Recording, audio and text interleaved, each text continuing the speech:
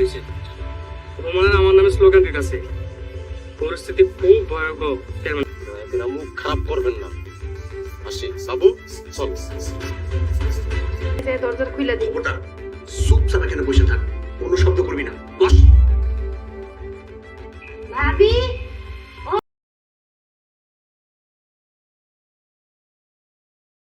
ও ভাবি, বাড়িতে আছেন? তালাটা একটু খুলেন।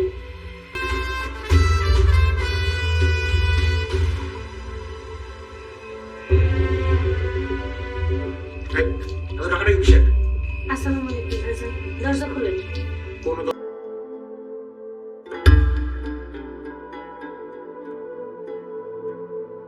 আব্বা, বিকালে বাবু ভাই আর রোমান ভাই আসছিল দেখলাম। আপনারা কি ঝগড়া করতেছিলেন?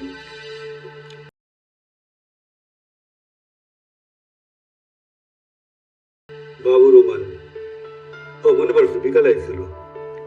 ওরা হলো এলাকার চিহ্নিত সন্ত্রাসী চাঁদাবাজ। সৎ সাহসী হও তাহলে বাড়ি থেকে বাইর হয়ে যায় কথা কও। জামান, এসব বাজে মহিলার সাথে কথা কইয়া মুখ নষ্ট করার দরকার নেই। চলো ঘরে চলো, চলো কইতাছি, চলো। ওতে তোর মায়ের দিন তো শেষ। মনটা বইরা গেল।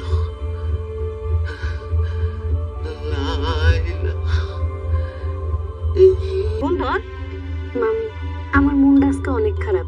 উনি যদি বাধা না দিত তাহলে বড় ভাইজান আজকে একটা উচিত শিক্ষা দিতাম। ওনার লেখা পারলাম না, তাই কথা কইতে ইচ্ছা করতেছে।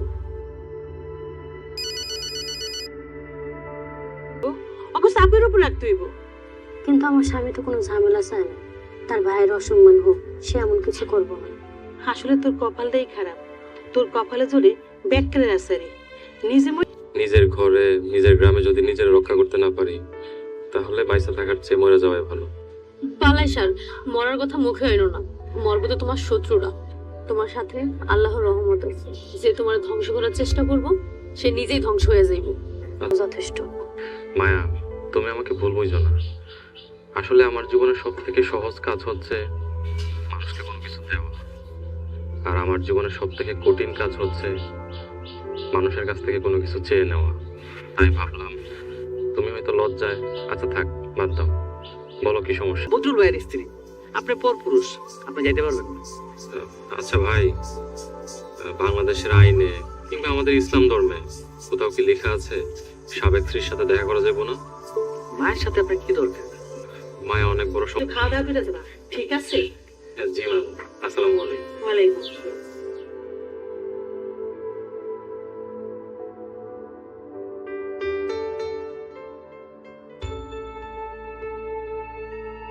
এটা সমাধান পাইতে পাইতে বহু বছর লেগে যায়। কেমনে কি করবো যদি একটু বুঝায় কইতেন। দেখি এই বিষয়ে চেয়ারম্যান সাহেবের সাথে কথা বলবো, তোমার জানাবো। যদি একটু দয়া করেন, আমার স্বামীর 12 বছরের কষ্ট সার্থক। ভাইরা আর আপুরা, বৎসুরত এপিসোড 29-এ এমন একটা আবেগের ঝড় আর ষড়যন্ত্রের জাল বোনা হয়েছে যে শেষে চোখের পানি আর রাগ একসাথে চলে এসেছে।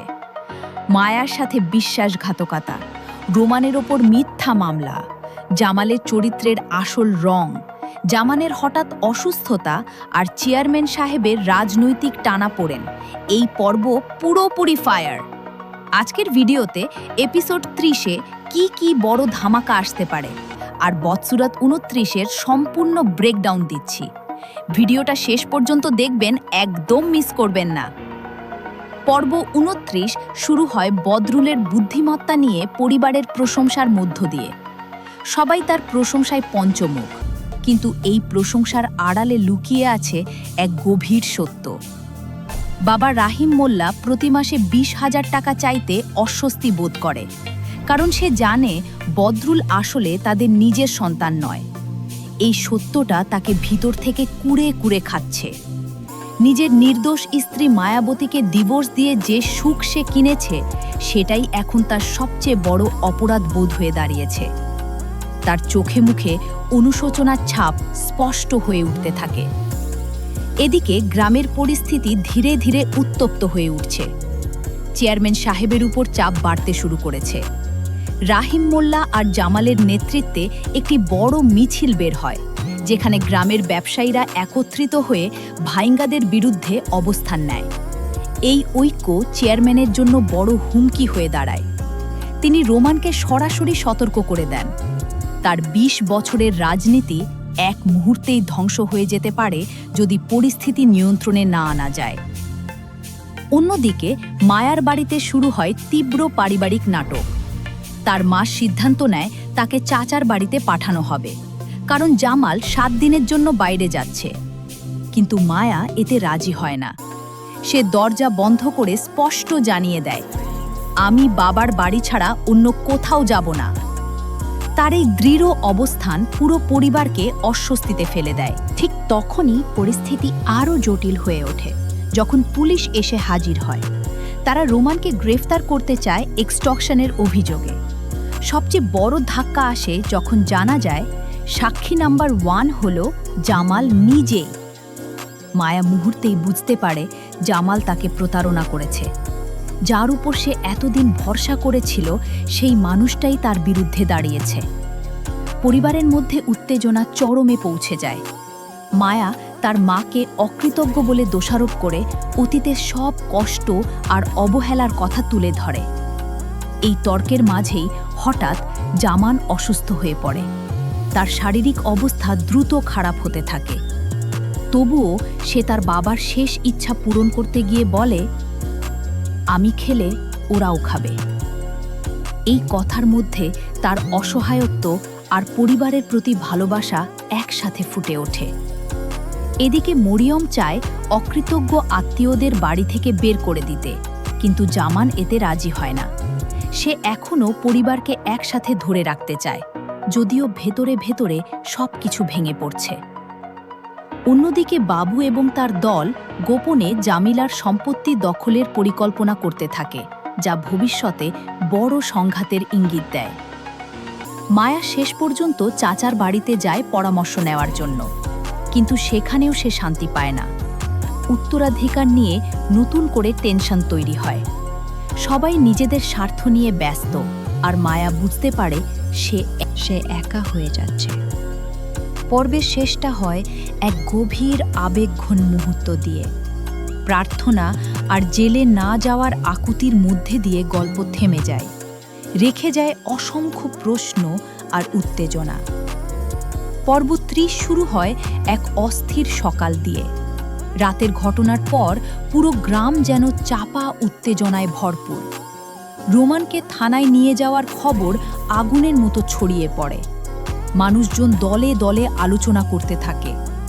কেউ বিশ্বাস করে সে নির্দোষ, আবার কেউ ভাবে এতদিনের ক্ষমতার দাপটের ফল এটাই। থানার ভেতরে রোমান নিজেকে সামলে রাখার চেষ্টা করে। তার চোখে ভয় নেই, কিন্তু গভীর চিন্তা স্পষ্ট।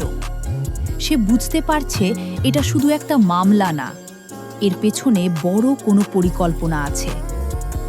পুলিশ তাকে জেরা করতে থাকে, আর বারবার জামালের নাম সামনে আসে। প্রতিটি প্রশ্ন যেন রোমানের মনে নতুন সন্দেহের জন্ম দেয়। এদিকে মায়া ভেঙে পড়লেও নিজেকে শক্ত রাখার চেষ্টা করে। সে একা বসে জামালের কথা ভাবতে থাকে, কিভাবে সে এত বড় বিশ্বাসঘাতকতা করল। কিন্তু কান্নার মাঝেই তার ভেতরে এক নতুন জেদ জন্ম নেয়।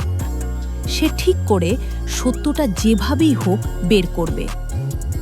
চাচার বাড়িতে পরিস্থিতি মোটেও সহজ না। মায়ার চাচা তাকে সহানুভূতি দেখালেও চাচি স্পষ্ট জানিয়ে দেয়, এই ঝামেলায় আমরা জড়াতে চাই না। উত্তরাধিকার আর সম্পত্তির প্রসঙ্গ আবার সামনে আসে, আর মায়া বুঝতে পারে এখানে সে নিরাপদ নয়। তবুও সে চুপ করে সব শুনে, কারণ এখন তার অন্য কোনো পথ নেই। অন্যদিকে জামাল বাইরে থাকলেও সবকিছু নিয়ন্ত্রণ করছে। ফোনে বাবুর সাথে তার গোপন কথা হয়। তাদের পরিকল্পনা আরও পরিষ্কার হয়ে ওঠে। রোমানকে ফাঁসিয়ে পুরো খেলার নিয়ন্ত্রণ নিজেদের হাতে নেওয়া। জামালের কণ্ঠে কোনো দ্বিধা নেই, যেন সে আগেই সব ঠিক করে রেখেছে। গ্রামের বাজারে ব্যবসায়ীরা আবার জড়ো হয়। তারা সিদ্ধান্ত নেয় আন্দোলন আরও জোরদার করবে। রাহিম মোল্লা এবার আগের চেয়ে বেশি আগ্রাসী হয়ে ওঠে। তার ভেতরের অপরাধ বোধ এখন রাগে পরিণত হয়েছে, আর সে এই রাগ দিয়ে সব কিছু ধ্বংস করে দিতে প্রস্তুত। এদিকে চেয়ারম্যান সাহেব নিজের অবস্থান বাঁচাতে মরিয়া হয়ে ওঠে। সে গোপনে বাবুর সাথে যোগাযোগ করে। তাদের কথাবার্তায় বোঝা যায় সামনে আরও বড় কিছু ঘটতে যাচ্ছে। ফরেস্টে শিকার কথাটা আবার উঠে আসে, কিন্তু এবার সেটা যেন আরও ভয়ঙ্কর ইঙ্গিত দেয়। জামানের শারীরিক অবস্থা আরও খারাপ হয়। ডাক্তার ডেকে আনা হলেও কেউ নিশ্চিত করে কিছু বলতে পারে না। তার প্রতিটি শ্বাস যেন পরিবারের জন্য একটা সতর্কবার্তা। মরিয়ম এবার ভেঙে পড়ে, কিন্তু তবুও তার রাগ কমে না। সে এখনো মনে করে এই সব কিছুর জন্য বাইরের লোকজন দায়ী। পর্বের শেষ দিকে মায়া একটা গুরুত্বপূর্ণ সিদ্ধান্ত নেয়। সে আর পালিয়ে থাকবে না। সে থানায় যাবে, রোমানের সাথে দেখা করবে আর নিজের চোখে সত্যটা জানবে। তার চোখে এবার ভয় নেই, আছে শুধু প্রতিশোধের আগুন। দৃশ্য শেষ হয়। মায়া ধীরে ধীরে থানার দিকে হাঁটছে, আর দূরে কালো মেঘ জমছে, যেন আসন্ন ঝড়ের পূর্বাভাস। মায়া থানার সামনে এসে দাঁড়ায়। তার চোখে ক্লান্তি থাকলেও মনটা শক্ত। ভেতরে ঢোকার আগে একবার থেমে যায়, যেন নিজের সাহসটাকে আরেকবার জাগিয়ে নিচ্ছে। তারপর ধীরে ধীরে ভেতরে প্রবেশ করে। রোমানের সাথে তার দেখা হয় একটি ছোট অন্ধকার ঘরে। দুজনের চোখে চোখ পড়তেই এক অদ্ভুত নীরবতা নেমে আসে। মায়া সরাসরি প্রশ্ন করে, জামাল কি সত্যিই তোমার বিরুদ্ধে? রোমান কিছুক্ষণ চুপ থেকে বলে, এটা শুধু জামাল না, এর পেছনে আরও বড় খেলা আছে। তার কণ্ঠে দৃঢ়তা, কিন্তু চোখে একটা অসহায়ত্ব লুকিয়ে আছে। মায়া বুঝতে পারে সময় খুব কম। সে রোমানকে প্রতিশ্রুতি দেয়, আমি সত্যটা বের করব, যাই হোক না কেন। এই কথাটা বলার সময় তার ভেতরের ভয়টা যেন পুরোপুরি শক্তিতে বদলে যায়। এই প্রথমবার সে শুধু ভুক্তভোগী না, বরং লড়াই করার জন্য প্রস্তুত একজন মানুষ। এদিকে থানার বাইরে পরিস্থিতি উত্তপ্ত হয়ে ওঠে। রাহিম মোল্লা এবং তার লোকজন আবার জড়ো হয়। তারা পুলিশের উপর চাপ সৃষ্টি করতে থাকে। রোমানকে কঠিন শাস্তি দিতে হবে। জনতার চিৎকারে পুরো এলাকা কেঁপে ওঠে। পুলিশ পরিস্থিতি নিয়ন্ত্রণে রাখতে হিমশিম খেতে থাকে। অন্যদিকে জামাল গোপনে গ্রামে ফিরে আসে।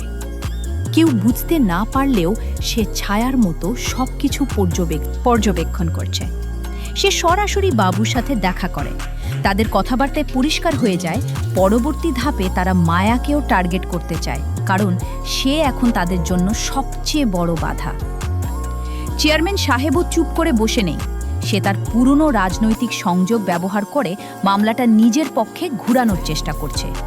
কিন্তু পরিস্থিতি এতটাই জটিল হয়ে গেছে যে তার নিজের অবস্থানও এখন অনিশ্চিত। চাচার বাড়িতে মায়ার অনুপস্থিতি নতুন সমস্যা তৈরি করে। চাচি রেগে গিয়ে বলে, এই মেয়ের জন্যই আমাদের নাম খারাপ হচ্ছে। চাচা দ্বিধায় পড়ে যায়। একদিকে রক্তের সম্পর্ক, অন্যদিকে সমাজের চাপ। এই দ্বন্দ্ব তাদের পরিবারকেও ভাঙনের দিকে ঠেলে দেয়। এদিকে জামানের অবস্থা সংকটজনক হয়ে ওঠে। সে বিছানায় শুয়ে কষ্টে শ্বাস নেয় আর মাঝে মাঝে অস্পষ্টভাবে কিছু বলতে থাকে। তার এই অবস্থায় পুরো পরিবার আতঙ্কে থাকে। মরিয়ম এবার সত্যিই ভেঙে পড়ে। তার সব রাগ আর অহংকার গলে গিয়ে শুধু ভয় আর অনুশোচনায় পরিণত হয়। পর্বের ক্লাইম্যাক্সে আসে এক বড় টুইস্ট। মায়া থানার এক কর্মচারীর কাছ থেকে জানতে পারে মামলার কিছু গুরুত্বপূর্ণ কাগজপত্র হঠাৎ করে পরিবর্তন করা হয়েছে। এই তথ্য তাকে সন্দেহের দিকে ঠেলে দেয়। কেউ ভেতর থেকে পুরো খেলাটা নিয়ন্ত্রণ করছে। শেষ দৃশ্যে দেখা যায় মায়া থানার করিডোরে দাঁড়িয়ে আছে। তার চোখে জ্বলছে প্রতিজ্ঞা, আর অন্যদিকে অন্ধকারে দাঁড়িয়ে জামাল তাকে লক্ষ্য করছে। ঠোঁটে হালকা হাসি। ঝড় এখন পুরোপুরি শুরু হয়ে গেছে। শুরু হয় এক চাপা অশান্তির আবহ দিয়ে। থানার করিডোরে দাঁড়িয়ে থাকা মায়ার চোখে এখন আর কোনো দ্বিধা নেই। সে বুঝে গেছে এই লড়াই শুধু রোমানকে বাঁচানোর না, বরং নিজের অস্তিত্ব রক্ষারও। সে ধীরে ধীরে সেই কর্মচারীর কথাগুলো মনে করে। কাগজপত্র বদলানো মানে ভেতরে কেউ আছে যে পুরো খেলাটা সাজাচ্ছে। মায়া সিদ্ধান্ত নেয় সরাসরি প্রমাণ খুঁজতে হবে। সে থানার রেকর্ড রুমে ঢোকার একটা সুযোগ খুঁজতে থাকে। একসময় এক কনস্টেবলকে বুঝিয়ে নিজের পরিচয় গোপন রেখে ভেতরে ঢুকে পড়ে। অন্ধকার ঘরে চত্বরে ঢুকে পড়ে। অন্ধকার ঘরে পুরনো ফাইলের স্তূপ ঘাঁটতে ঘাঁটতে হঠাৎ সে কিছু অস্বাভাবিক বিষয় খুঁজে পায়। রোমানের মামলার মূল কাগজ আর বর্তমান কাগজের মধ্যে বড় ফারাক। ঠিক তখনই পিছন থেকে কারো পায়ের শব্দ শোনা যায়। মায়া চমকে উঠে দ্রুত ফাইল লুকিয়ে ফেলে। দরজার পাশে দাঁড়িয়ে থাকা ছায়াটা ধীরে ধীরে স্পষ্ট হয়। সে জামাল। তার চোখে এক ধরনের ঠান্ডা আত্মবিশ্বাস। সে ধীরে বলে, তুমি যতটা ভাবছ খেলাটা তার চেয়েও বড়। মায়া এবার আর পিছিয়ে যায় না। সে সরাসরি প্রশ্ন করে, কেন করছো এসব? জামাল একটু হেসে বলে, কারণ ক্ষমতা, আর তুমি সেটা বুঝতে পারোনি। এই কথাটা মায়ার ভেতরের সব আবেগকে একসাথে জ্বালিয়ে দেয়। রাগ, কষ্ট, বিশ্বাসঘাতকতা। এদিকে বাইরে পরিস্থিতি আরও খারাপ হতে থাকে। রাহিম মোল্লা তার লোকজন নিয়ে থানার সামনে বিক্ষোভ আরও বাড়িয়ে তোলে। পুলিশ লাঠিচার্জ করার প্রস্তুতি নেয়। চারদিকে চিৎকার, দৌড়ঝাঁপ, পুরো এলাকা যেন যুদ্ধক্ষেত্রে পরিণত হয়। চেয়ারম্যান সাহেব এই সুযোগটা কাজে লাগাতে চায়। সে গোপনে বাবুকে নির্দেশ দেয়, আজকেই কাজ শেষ করতে হবে। বাবু বুঝে যায় সময় এসে গেছে বড় কিছু করার। তার দল দ্রুত সক্রিয় হয়ে ওঠে। জামিলার সম্পত্তির দখল নেওয়ার শেষ প্রস্তুতি শুরু হয়। অন্যদিকে জামানের অবস্থা একদম সংকটজনক। সে হঠাৎ করে চোখ খুলে মৃদু স্বরে বলে, সবাইকে একসাথে রাখো। এই কথাটা যেন তার শেষ অনুরোধ। মরিয়ম কান্নায় ভেঙে পড়ে, আর পরিবারে এক অদ্ভুত নীরবতা নেমে আসে। থানার ভেতরে মায়া একটা বড় সিদ্ধান্ত নেয়। সে ফাইলের কিছু কপি লুকিয়ে নিজের সাথে নিয়ে নেয়। এটা এখন তার সবচেয়ে বড় অস্ত্র। জামাল তাকে থামানোর চেষ্টা করে না, শুধু বলে, এই পথে গেলে ফিরে আসার সুযোগ থাকবে না। শেষ দৃশ্যে দেখা যায় মায়া থানার বাইরে বের হয়ে আসে। চারদিকে বিশৃঙ্খলা, পুলিশ আর জনতার সংঘর্ষ চলছে। সে একবার পেছনে তাকায়, তারপর সামনে এগিয়ে যায়। তার হাতে ধরা ফাইল আর চোখে স্পষ্ট প্রতিশোধের আগুন। অন্যদিকে দূরে দাঁড়িয়ে জামাল ফোনে শুধু একটা কথা বলে, খেলা এখন শুরু হলো। থানার সামনে সংঘর্ষ এখন পুরোপুরি নিয়ন্ত্রণের বাইরে চলে গেছে। পুলিশ লাঠিচার্জ শুরু করে, আর জনতা ছত্রভঙ্গ হয়ে দৌড়াতে থাকে। এই বিশৃঙ্খলার মাঝেই মায়া নিজেকে সামলে নিয়ে দ্রুত সরে যায়। তার হাতে থাকা ফাইল এখন সবচেয়ে গুরুত্বপূর্ণ। মায়া সরাসরি চাচার বাড়িতে না গিয়ে এক পুরনো পরিচিতর কাছে যায়, যে আগে কোর্টে কাজ করত। শেষে চায় ফাইলগুলো যাচাই করতে, আসল আর নকলের পার্থক্য স্পষ্ট করতে হবে। লোকটা ফাইল দেখে প্রথমেই অবাক হয়ে যায়। সে বলে, এই কাগজগুলো বদলানো হয়েছে খুব পরিকল্পনা করে। এখানে শুধু নাম না, তারিখ আর সিগনেচারও ম্যানিপুলেট করা। এই তথ্য মায়াকে আরও নিশ্চিত করে এটা বড় চক্রের কাজ। সে বুঝতে পারে শুধু জামাল না, এর পেছনে আরও ক্ষমতাশালী মানুষ আছে। অন্যদিকে জামাল নিজের পরবর্তী চাল দেয়। সে থানার ওসির সাথে গোপনে দেখা করে। তাদের কথাবার্তায় বোঝা যায় কিছু টাকা আর রাজনৈতিক প্রভাব খাটিয়ে পুরো মামলাটাকে নিজের মতো ঘোরানোর চেষ্টা চলছে। ওসি যদিও দ্বিধায় থাকে, কিন্তু চাপ এত বেশি যে সে পুরোপুরি না বলতে পারে না। চেয়ারম্যান সাহেব মিনহাইল নিজের নিরাপত্তা নিয়ে চিন্তিত হয়ে পড়ে। সে বুঝতে পারছে পরিস্থিতি হাতের বাইরে চলে যাচ্ছে। সে বাবুকে ডেকে বলে, যদি কিছু ফাঁস হয়ে যায় আমাদের সবাইকে শেষ হয়ে যেতে হবে। বাবু শান্ত গলায় জবাব দেয়, সব ঠিক হয়ে যাবে, শুধু একটু সময় দেন। এদিকে জামিলার বাড়িতে বাবুর লোকজন ঢুকে পড়ে। তারা জোর করে দখল নেওয়ার চেষ্টা শুরু করে। বাড়ির ভেতরে চিৎকার, কান্না, পুরো জায়গাটা অশান্ত হয়ে ওঠে। কিন্তু আশেপাশের কিছু মানুষ এবার এগিয়ে আসে। তারা এই অন্যায়ের বিরুদ্ধে দাঁড়ানোর চেষ্টা করে। ছোট একটা প্রতিরোধ গড়ে ওঠে। জামানের অবস্থার হঠাৎ অবনতি ঘটে। ডাক্তার জানিয়ে দেয় অবস্থা খুবই গুরুতর। পরিবারের সবাই তার চারপাশে জড়ো হয়। সে কষ্ট করে চোখ খুলে মায়ার নাম নেয়, কিন্তু মায়া সেখানে নেই। সে লড়াই করছে অন্য এক ফ্রন্টে। এই অনুপস্থিতি পরিস্থিতিকে আরও বেদনাদায়ক করে তোলে। মায়া এদিকে নতুন একটা প্ল্যান করে। সে ঠিক করে সরাসরি কোর্টে যাবে না, বরং আগে মিডিয়ার কাছে যাবে।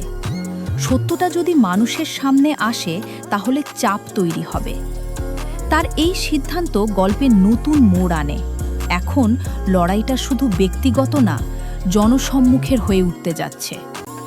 পর্বের শেষ দৃশ্যে দেখা যায় মায়া এক সাংবাদিকের সামনে বসে, হাতে সেই ফাইল। সাংবাদিক জিজ্ঞেস করে, আপনি কি নিশ্চিত এই তথ্য প্রকাশ করলে আপনার জীবন ঝুঁকিতে পড়বে? মায়া একদম শান্ত গলায় বলে, আমি আগেই সব হারিয়েছি, এখন আর ভয় নেই। ক্যামেরা ধীরে ধীরে জুম আউট করে, আর দূরে কোথাও জামাল এই খবর শুনে থেমে যায়। তার মুখে প্রথমবারের মতো হালকা উদ্বেগের ছাপ। ঝড় এখন আগুনে রূপ নিতে চলেছে। আমার প্রেডিকশন, পরের পর্বে মায়ার প্রতিশোধের শুরু আর রাজনৈতিক ষড়যন্ত্রের নতুন লেয়ার দেখা যাবে। ধামাকা আসছে। কমেন্টে জানান তো, জামাল কি সত্যি এতটা খারাপ, নাকি তার পিছনে আরও কেউ আছে? মায়া কি করা উচিত? চুপ করে থাকবে নাকি প্রতিবাদ করবে? জামানের এই প্রতিশ্রুতি আপনাদের কাছে কেমন লাগলো? ভাইরা, এপিসোডটা যদি আপনাদেরও হার্ট টাচ করে থাকে তাহলে এখনই লাইক করে দিন, সাবস্ক্রাইব করুন আর বেল আইকন অন করে রাখুন, যাতে এপিসোড 30-এর রিভিউ সবার আগে পান। শেয়ার করুন আপনার বন্ধু-বান্ধবদের সাথে। কমেন্টে অবশ্যই লিখুন আপনার প্রিয় সিন কোনটা ছিল আর এপিসোড 30 নিয়ে আপনার প্রেডিকশন কি। পরের পর্বে দেখা হবে ইনশাআল্লাহ। অনেক ভালোবাসা সবাইকে।